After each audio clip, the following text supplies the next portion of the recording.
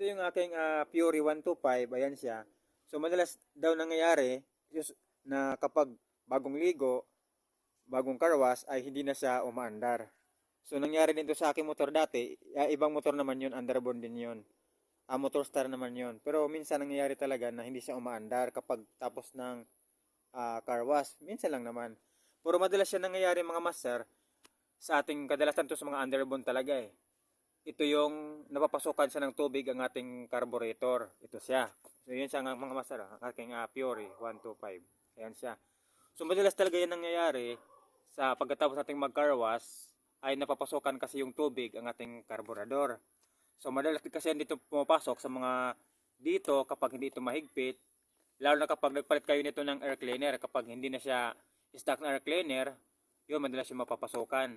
Tapos kung minsan naman dito sa ating wire na to, ito yung wire sa sa gasoline cable, ayan siya. Itong gasoline cable na to, kumisan kasi yung ganito na nagpalit tayo, wala na siyang rubber. Kaya minsan kapag walang rubber, napapasukan niya ng tubig kapag tayo ay nagkakarwas. So kapag ganito na walang rubber, ang gawin niyo lang mga master ay talian niyo lang ng goma o di kaya lagyan niyo ng rubber o di kaya talian ng plastic at saka electrical tape para hindi siya makapasok ng tubig.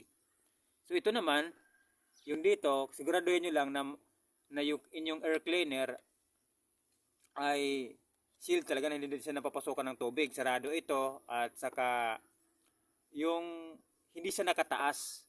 Dapat naka-slant, nakadiretso lang siya. Hindi, mayroon kasi air cleaner na pataas eh. Pataas yung kanyang parang ulo. So huwag niyo wag yung pataas, yung parang diretso lang, pag ganyan lang para hindi siya papasok ng tubig. Yung sa air cleaner na alam mo, may papasok ng tubig sa air cleaner, hindi papasok dun sa carburetor.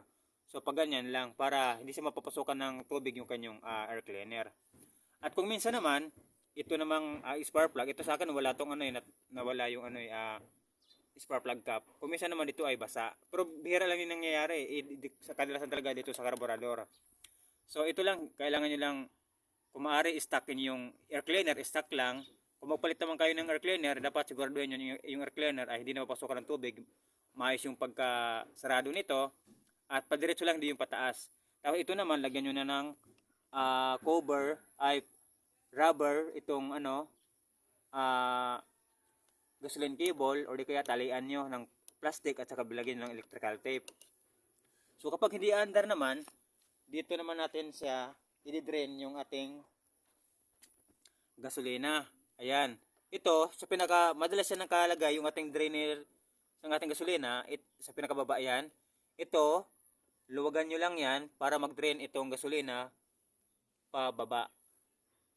Para yung tubig sa loob sa inyong karburador ay lalabas siya.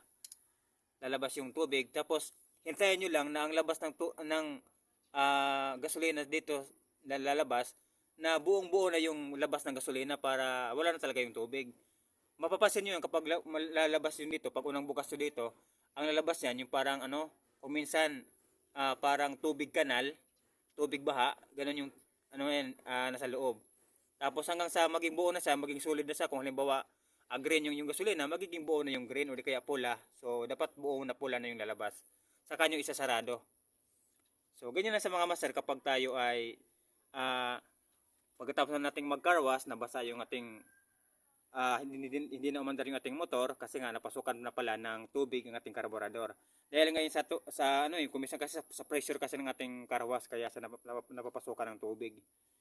Kaya ganun. Kuminsan naman kahit hindi nga nagka-car wash, minsan na uulan na lang tayo,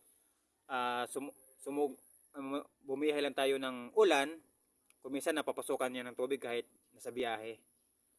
So, yun lang mga master kung paano siya paanda rin yung ating motor na nabasa lang sa ulan o di ka nagkarwas lang tayo na hindi na siya umandar. Dahil yan sa napasukan ng tubig ang ating karburador.